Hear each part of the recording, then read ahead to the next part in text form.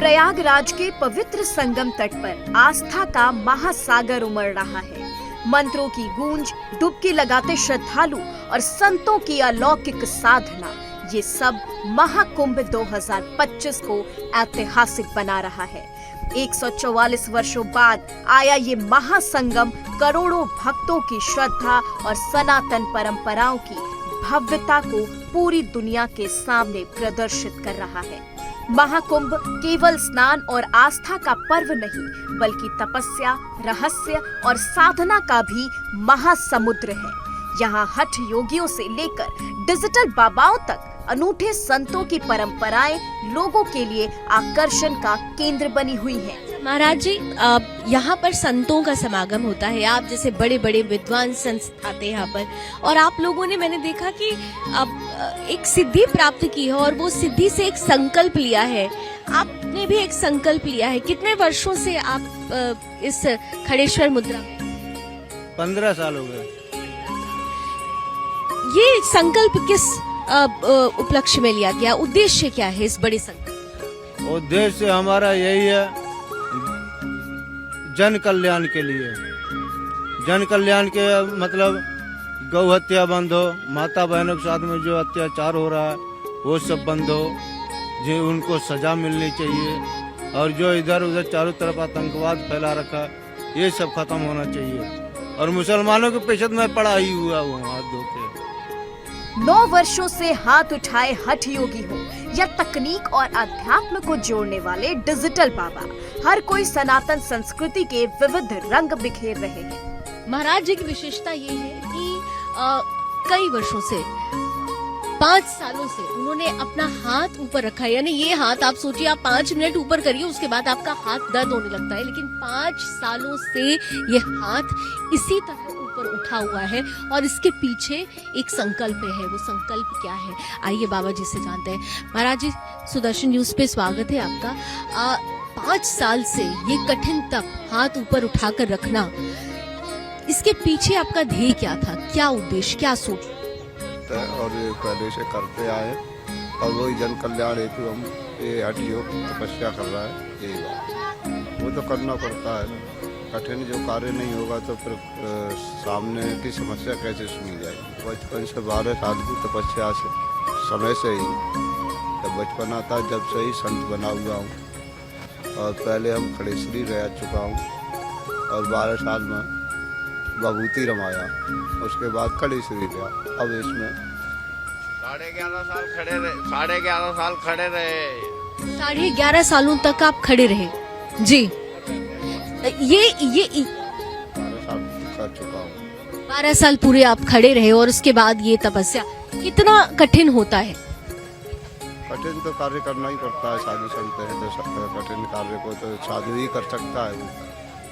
हाथों में से एक मोबाइल फोन और यूथ का सबसे बड़ा अट्रैक्शन डिजिटल बाबा, ये कॉन्सेप्ट संत के साथ कैसे जुड़ता हुआ? इसके पीछे का उद्देश्य ये है कि हमने देखा है सोशल मीडिया पर जो यंग एज है बहुत भारी संख्या में मौजूद है। वो वहाँ पर दिन में 2 बार 3 बार 4 बार जाते हैं, स्क्रॉल करते हैं, फीड्स देखते हैं। तो मुझे लगा कि उन्हीं की दुनिया में अगर उन्हीं के तौर तरीकों से घुल मिल करके उनसे बातें करें, उनसे जुड़ें, उनसे संवाद करें, धर्म आध्यात्म की बातें उनके बीच बताएं, उन्हें समझाएं, तो वो अनायास कुछ न कुछ बातें सुनेंगे, देखेंगे, समझेंगे। यही सोच करके हमने अपनी ये कोशिश शुरू की। 2017 से हमारी यात्रा चल रही है। ऐसे मेरा नाम है स्वामी रामशंकर। श्रद्धालुओं की भीड़ के बीच एक नाम और सुर्खियां बटोर रहा है, वो है रबड़ी बाबा। अपने विशेष प्रसाद से भक्तों को आनंदित करने वाले रबड़ी बाबा महाकुंभ में आस्था और स्वाद का अद्भुत संगम प्रस्तुत कर रहे हैं। इस रबड़ी में विशेष क्या है? क्योंकि धुनी पर, यानी शिव की शक्ति, आशीर्वाद मिल रहा है इसमें।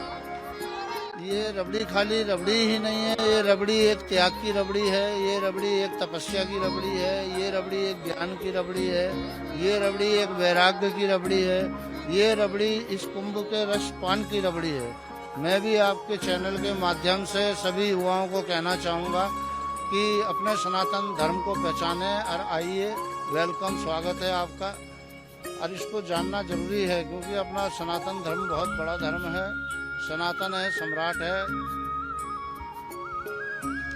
सनातन है और सत्य है, और लगातार निरंतर ये रबड़ी निरंतर बनती रहती है। लेकिन इस बार महाकुंभ में नागा साधुओं का एक और नया रूप भी देखने को मिल रहा है। तप और साधना के प्रतीक माने जाने वाले नागा बाबा अब सोशल मीडिया पर भी सक्रिय हो गए हैं। हाथों में मोबाइल लिए भक्तों से लाइव संवाद करते हुए ये नागा साधु सनातन परंपरा को आधुनिकता से जोड़ रहे हैं। इसी कड़ी में बोनट वाले बाबा खास चर्चा का विषय बने हुए हैं, जो कार की बोनट पर बैठकर भक्तों को आशीर्वाद देते नजर आए।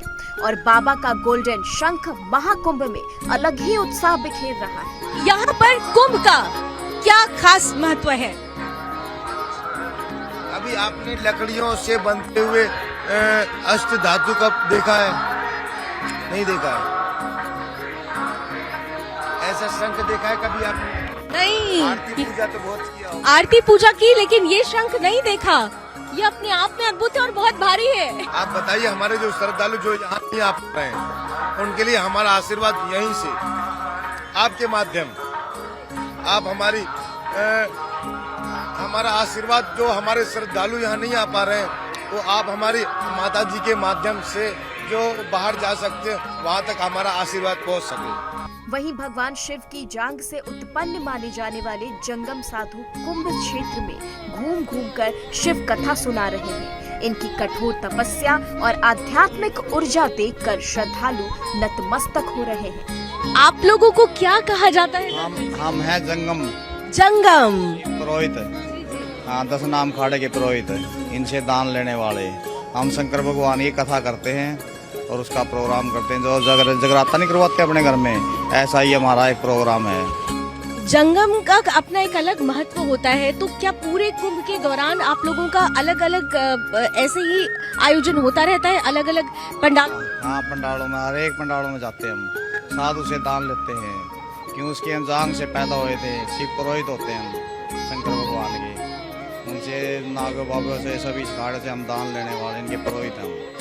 आप लोगों का ये विशेष आयोजन जो होता है, उस दौरान आप लोगों को क्या विशेष, आपका जो दैनिक कार्य होता है उसमें भी कुछ विशेषता होती है, कुछ खास अलग तरीके से? अलग से क्या, हमारा प्रोग्राम ही होता है बस ये शंकर भगवान का, यही कथा है। हम लोगों को भी सुनाएंगे? हाँ, सुनाएंगे।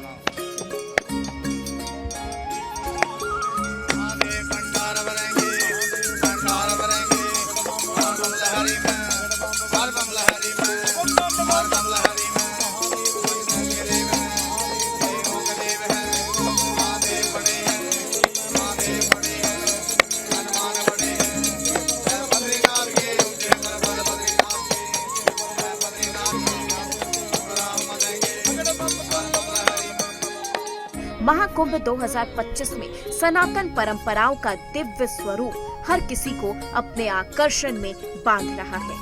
किसी का तप बलिदान की पराकाष्ठा है, तो कोई श्रद्धालुओं के बीच अपनी अनूठी साधना से भक्ति का संदेश दे रहा है। संगम के तट पर आस्था का ये महापर्व न केवल सनातन संस्कृति की अद्भुत झलक दिखा रहा है, बल्कि पूरी दुनिया को इसकी आध्यात्मिक ऊर्जा से जोड़ भी रहा है। यही है महाकुंभ, आस्था, परंपरा और सनातन संस्कृति का सबसे विराट संगम।